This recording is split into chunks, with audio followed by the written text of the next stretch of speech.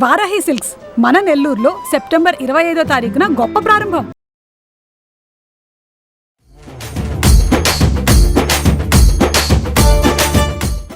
నమస్తే రమగారు. నమస్తే జయ. రమగారు, మనం దసరా శరన్నవరాత్రుల గురించి మాట్లాడుకుంటున్నాం. అందులో భాగంగా 3వ రోజులో ఉన్నాం. ఈ రోజు అమ్మవారి అలంకరణ విశిష్టత 3వ రోజులోకి వచ్చేసాం. అప్పుడే మొదలు పెట్టేదాకానే ఆలస్యంగా ఉంటుంది, మొదలయ్యాక రోజుకొకటి వరుసగా వెళ్ళిపోతుంది. ఈ నవదుర్గా విశేషాలలో, నవదుర్గా స్వరూపాల్లో అమ్మవారి వాళ్ళ చంద్రఘంటగా కనపడుతుంది. ఈ గంటని పోలి ఉన్నటువంటి చంద్రుడు ఆమె కిరీటం మీద కొలువై ఉంటాడనమాట. చిత్రమైన ఆకారంలో కనిపిస్తాడు చంద్రుడు. చాలా విశేషంగా కనిపిస్తుంది చంద్రఘంటాదేవి. అయితే శ్రీశైలంలో ఈ రోజున అమ్మవారిని చంద్రఘంటా స్వరూపంలో అలంకరిస్తారు. మనం విజయవాడని ఫాలో అవుతాం కదా, విజయవాడ ఇంద్రకీలాద్రి మీద అమ్మవారిని కనకదుర్గాదేవిని ఈ రోజున అన్నపూర్ణాదేవిగా అర్చిస్తారు. అయితే ఈ అన్నపూర్ణాదేవి అనగానే మనకి ఏమీ లేదు, భోజనము అంతే. అయితే ఈ అమ్మవారికి పసుపచ్చటి వస్త్రాలంకరణ చేస్తారు. చంద్రకంఠ కూడా ఈ రోజున పసుపచ్చటి వస్త్రధారణే. ఈ రోజున మనం నివేదన చేసేటప్పుడు ఆహారం ఏం చేస్తాము, కట్టె పొంగలి, దధ్యోదనము అలాంటివి నివేదన చేస్తాం. చంద్రఘంట కూడా ఈ రోజున కొబ్బరన్నమే నివేదన. అయితే మనం తెల్లటి పదార్థాలు ఏవైనా కూడా నివేదన చేయవచ్చు. తెల్లగా ఉండేది ఇప్పుడు మనం కొబ్బరన్నం చేసుకోవచ్చు. ఒట్టి పెరుగన్నం అంటే తిరగమాత పెట్టే వెసులుబాటు లేకపోతే పెరుగన్నం చక్కగా కలిపి అదైనా కూడా మనం అమ్మవారికి నివేదన చేసుకోవచ్చు. అన్నపూర్ణ స్తవం చదువుకోవచ్చు. అయితే ఈ అమ్మవారిని ఈ రోజున మనం బాలికా స్వరూపాన్ని పూజిస్తాం కదా. 4 ఏళ్ల పాప, 4 సంవత్సరాల నిండిన పాపని కళ్యాణి అంటారు. పేర్లు చూడు ఎంత ప్రత్యేకంగా ఉన్నాయో. ఈ కళ్యాణి స్వరూపంలో ఉన్న బాలికని గనక ఈ రోజున పూజిస్తే మనకి విద్య, వినయము, రాజభోగాలు ప్రాప్తిస్తాయి. ఒకవేళ ఈ పూజ చేసి ఆ పూజ చేయకపోయినా పర్వాలేదు, ఆ పూజ చేసి ఈ పూజ రెండూ చేయవలసిందేనన్న నియమం లేదు. అవకాశాన్ని బట్టి మనం ఇదే నియమం పెట్టుకున్నాం అనుకో, అమ్మవారిని అర్చించుకోవటమే, అర్చన చేసుకోవచ్చు. ఓ బాలిక పక్కింటి వాళ్ళ అమ్మాయి చిన్న పాప ఉంది, 4 ఏళ్ల పాపాయి, ఆమెను ఈ రోజున నిన్న మొన్న చేయలేదు, రేపు ఎల్లుండి సాగదు, ఈవేళ ఒకరోజు చేయొచ్చంటే చేయొచ్చు లక్షణంగా.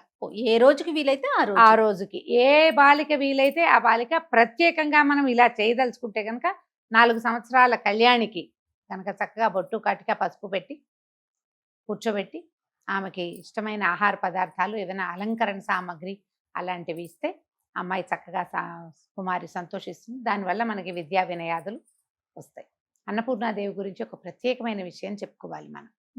ఒకప్పుడట వ్యాస భగవానుడు కాశీనగరానికి వెళ్ళాడు. వ్యాస భగవానుడు అంటే ఎంత ప్రత్యేకమైన వ్యక్తి. అవునండి. విష్ణువు యొక్క నానావిధ అవతారాలలో ఒక అంశావతారమే వ్యాసుడు. మనం చెప్పుకున్నాం కదా వ్యాసుల వారి గురించి. ఈయన అష్టాదశ పురాణాలు రాశాడు. పిండీకృతంగా ఏకీకృతంగా ఉన్నటువంటి వేదాన్ని 4 భాగాలుగా విభజించాడు. పరమాద్భుతమైన చరిత్ర కలిగిన వాడు. సంయమనం ఉన్నవాడు అవునా కాదా అని పరీక్షించడానికి పరమేశ్వరుడు వ్యాసుల వారికి అన్నం పుట్టనివ్వలేదు కాశీనగరంలో.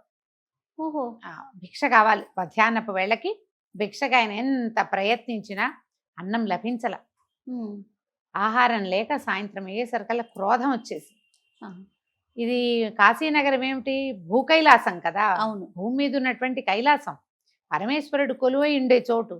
అలాంటి చోట వ్యాసుణ్ణి నాకే అన్నం దొరక్కపోతే అని ఆయన కాశీనే శపించపూనుకున్నాడట. అప్పుడు అమ్మవారు ఒక పెద్ద ముత్తైదు స్వరూపంలో ఆయన కనపడి, రా అన్నం తిందుగానని తీసుకెళ్ళి ఆయనకి భోజనం పెట్టి 10,000 మందికి ఏకబిగిన భోజనం పెట్టింది ఆవిడ ఆ సమయంలో. ఆ స్వరూపమే అన్నపూర్ణగా తెలుసుకున్నారు. మన భగవంతుడు, మన పరమేశ్వరుడు సృష్టిస్తాడు ప్రపంచాన్ని, అంతా తయారు చేస్తాడు. వీళ్ళందరికీ అన్నం పెట్టే బాధ్యత అమ్మదే. ఈ అన్నపూర్ణ స్వరూపంలో ప్రతి చోట మనకి కనపడుతుంది. ఎక్కడ అన్నం పెట్టబడుతుందో అక్కడ అన్నపూర్ణ ఉంది. ఇది ప్రత్యేకంగా ఇలా పూజ చేసినప్పుడే అని అనుకోవద్దు. దానం, అన్నం ఎవరికైనా ఇవ్వబడుతోంది అంటే అన్నపూర్ణ ఉన్నట్టు. నీకు ఈ భోజన ఇవి చేస్తారు కదా సత్రాలు, అన్న సత్రాలలో అక్కడ అన్నపూర్ణ విగ్రహం, అన్నపూర్ణ పూజ ఉంటుంది. ఒక గరిట చేత్తో పుచ్చుకున్న స్వరూపం కనిపిస్తుంది. కాశీ వెళ్ళిన వాళ్ళంతా ఒక చిన్న ప్రతిమనైనా తెచ్చుకుంటారు. ఈ అన్నపూర్ణ ఎలాంటి విశేషం అంటే, మనం ఏదైనా వంట చేసేటప్పుడు అన్నపూర్ణే సదాపూర్ణే శంకర ప్రాణవల్లభే జ్ఞాన వైరాగ్య సిద్ధ్యర్థం భిక్షాందేహి చ పార్వతి, ఈ శ్లోకం చెప్పుకుంటూ కనుక వంట చేస్తే వంట రుచిగా కుదురుతుంది. ఓహో. అదొకటే కాదు, మనం ఎంతమంది వచ్చినా ఆ అన్నం సరిపోతుంది. మ్మ్. వాళ్ళని బట్టి ఈ వంట కుదురుతుంది. ఈ శ్లోకం రోజువారీ చదువుకోవాలి, నేర్చుకోవాలి అని చెప్తారు. ఈ రోజున మనం అన్నపూర్ణ స్వరూపాన్ని పూజిస్తాం. పసుపచ్చటివి తెల్లటి వస్త్రాలు ఒక్కొక్క చోట కనపడతాయి. విజయవాడ వాళ్ళు మనకి పసుపచ్చటి వస్త్రాన్ని అలంకరిస్తారు. మనం ఎవరికైనా ముత్తైదువుకి ఇచ్చేటప్పుడు కూడా పసుపచ్చని గాజులు, పసుపచ్చటి వస్త్రము అలాంటివి సమర్పణ చేస్తే మంచిది. చేమంతి పూలతో అర్చన చాలా విశేషం అని చెప్తారు. మన అవకాశాన్ని బట్టి చేయాలి. అయితే ఏంటంటే ఇప్పుడు మనం దుర్గా స్వరూపాలన్నింటినీ కొలుచుకుంటామా? అవునండి. ఈ స్వరూపంలో ఈమె అన్నపూర్ణ అంటే ఆహారం ఇవ్వటమే ఆమె యొక్క ప్రధానమైన కర్తవ్యంగా భావించి ఉంటుంది. ఆమె అదే. మ్మ్.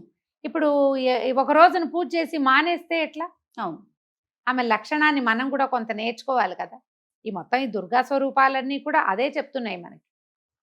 ప్రకృతి పట్ల ప్రేమగా ఉండటం, ఎవరి పట్లైనా మనుషుల పట్ల ఆదరంతో ఉండటం, భోజనం సమకూర్చటం, మ్మ్. సహాయం చేయటం, అవసరమైతే కత్తిడాలు ధరించి యుద్ధానికైనా వెళ్ళడం. ఈ స్వరూపం అదే కదా మనం చెప్పుకుంటున్నాము.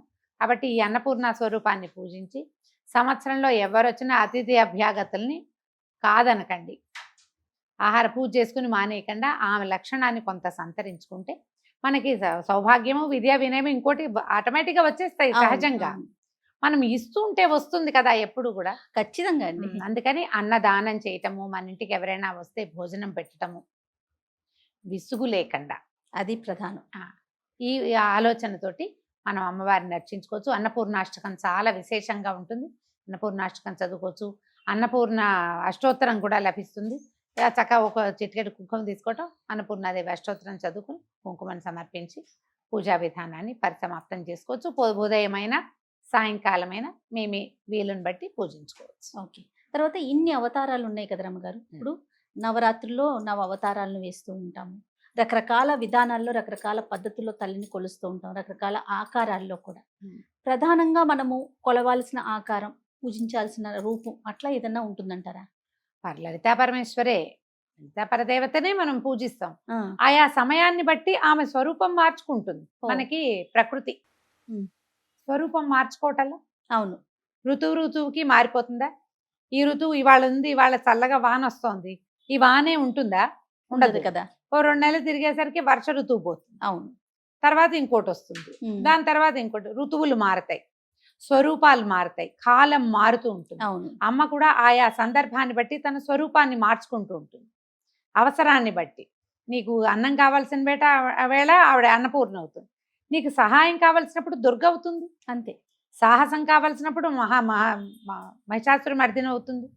నువ్వు నిజంగా విజృంభించాల్సిన సమయం వచ్చినప్పుడు కాళరాత్రి అవుతుంది. మనం కూడా ఇవన్నీ అవుతూ ఉంటాం. ఆమెతో పాటు మనము మారుతూ ఉంటాం. లలితా పరదేవతని పూజిస్తాం. పరదేవత ఏ స్వరూపంలో మనకు కనిపిస్తే ఆ స్వరూపం. ఓ చిన్న గుండ్రాయి, దానికి పసుపు రాశారు, బొట్టు పెట్టారు, గుండ్రాయి స్వరూపంలో పూజిస్తాం. గుమ్మానికి పసుపు రాసి బొట్టు పెట్టాం, గుమ్మం రూపంలో పూజిస్తాము. అదే కదా మన యొక్క గొప్పతనం. అంతే. అదే హిందువుల విధానం ఏంటంటే ఇదే అని లేదు, ఏదైనా పూజింపదగినదే. అంటే ఏ స్వరూపంలో అయినా భగవంతుడు సర్వాంతర్యామి. అమ్మ కూడా అన్ని జీవుల్లోనూ ఉంటుంది. ఆయా అవకాశాలు, సమయాలు, ఋతువుల్ని బట్టి, కాలాన్ని బట్టి పూజా విధానము మారుతుంది. కానీ పూజింపబడే దైవం పరదేవతే. మరి 4వ రోజు అవతారం మరొక వీడియోలో మనం మాట్లాడుకుందాం. నమస్తే.